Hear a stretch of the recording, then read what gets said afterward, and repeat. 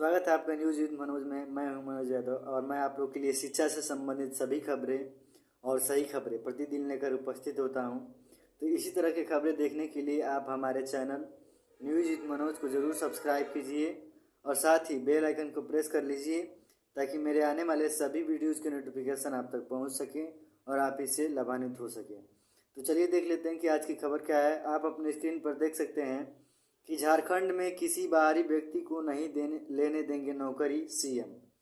जो झारखंड के सीएम हैं उनका कहना है कि झारखंड में किसी भी दूसरे स्टेट के लोगों को नौकरी नहीं लेने देंगे। आगे ये कह रहे हैं कि पहले 75% तक बाहरी को नौकरी मिलती थी, इसे जीरो करेंगे।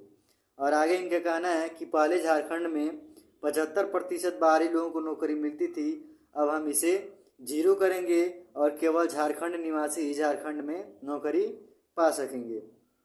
तो पूरी खबर क्या है, चलिए विस्तार से जान लेते हैं। आप देख सकते हैं कि झारखंड विधानसभा के मानसून सत्र का शुक्रवार को समापन हो गया। समापन भाषण में मुख्यमंत्री हेमंत सोरेन ने कहा कि 1932 के खतियान आधारित स्थानीय नीति को हमने विधानसभा से पास कर राजभवन भेजा था, उसे उलझाकर रख दिया गया, लेकिन हमारा प्रयास कम नहीं हुआ है। विश्वास रखें, हम इसे फिर से लाएंगे।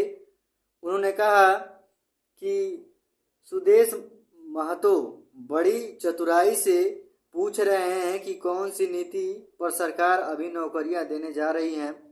षड्यंत्र के तहत 60-40 के अनुपात का मारा देकर युवाओं को भड़काया जा रहा है। सीएम ने कहा कि SC/ST व OBC को 50% और EWS के लिए 10% नौकरियां आरक्षित हैं।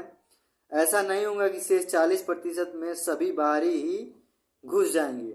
उनका कहना है कि आरक्षण देने के बाद से जितना प्रतिशत भी बच रहा है यानी 40%, ऐसा नहीं है कि 40% सीटों पर केवल बाहरी लोग घुस जाएंगे, हम इसे जीरो करेंगे। यानी जो झारखंड के सीएम है हेमंत सोरेन, उनका कहना है कि बिहार में अब किसी का जॉब होगा, झारखंड में अब किसी का जॉब होगा तो केवल झारखंड वासियों का ही होगा, बाहरी लोगों का 0% जॉब होगा। आगे कह रहे हैं कि पूर्व की सरकार में तो 75% तक बाहरी घुस रहे थे।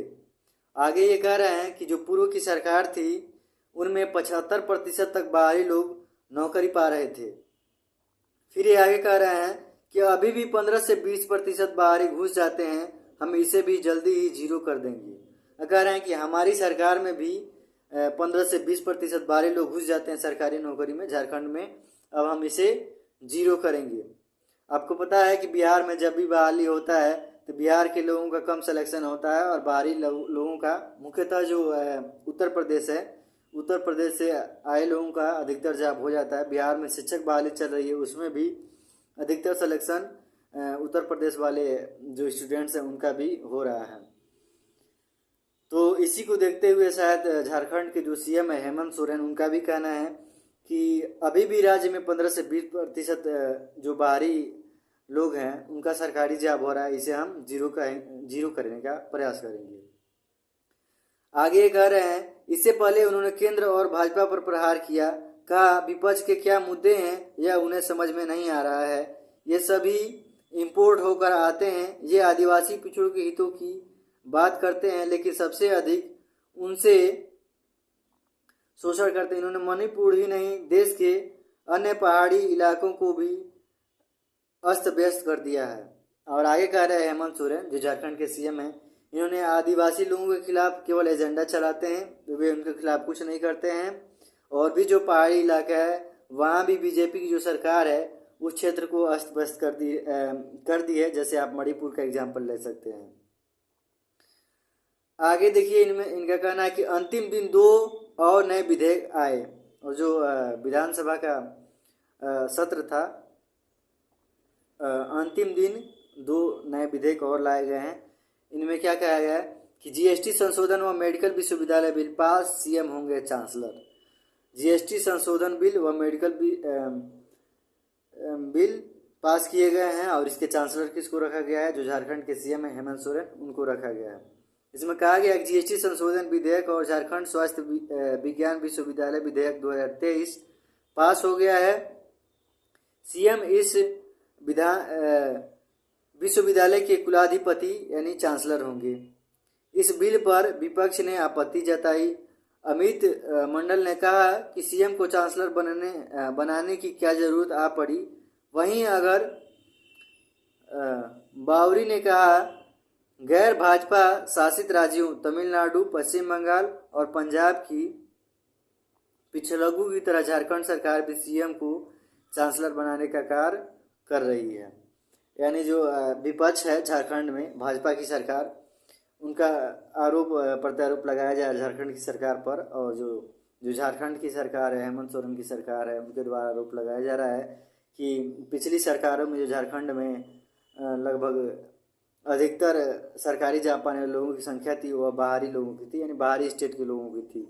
लेकिन हम इसे, हमारे समय में भी 15 से 20% है, लेकिन हम इसे 0% करने का प्रयास करेंगे और झारखंड में केवल झारखंड के लोगों को ही सरकारी जॉब मिलेगा। और इसके साथ एक और विधेयक पास किया गया है। ये विधेयक है राजभवन साजिश कर रहा ताकि स्थानीय बिल फिर पास न हो। इन 2 विधेयक पास किए गए हैं। यार मुख्यमंत्री ने कहा कि 1932 के खतियान आधारित स्थानीय नीति और पिछड़ों को 27% आरक्षण वाले विधेयक को पारित कराकर राजभवन भेजा गया था, जहां राज्यपाल ने लटका दिया। मुझे पूरा यकीन है कि संविधान के आर्टिकल 200 के तहत राज्यपाल द्वारा संदेश के साथ ये बिल विधानसभा को नहीं भेजना इसी साजिश का हिस्सा है। ये कहना है जो झारखंड के मुख्यमंत्री है हेमंत सोरेन, उनका। तो ये थी खबर। बाकी जो है आप इसे पॉज करके पढ़ सकते हैं कि पूरी खबर की डिटेल्स क्या है। तो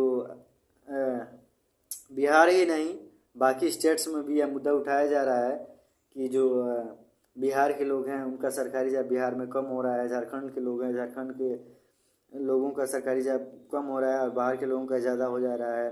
तो इसके प्रति भी सरकार एक्टिव दिख रही है झारखंड में, हेमंत सोरेन की सरकार।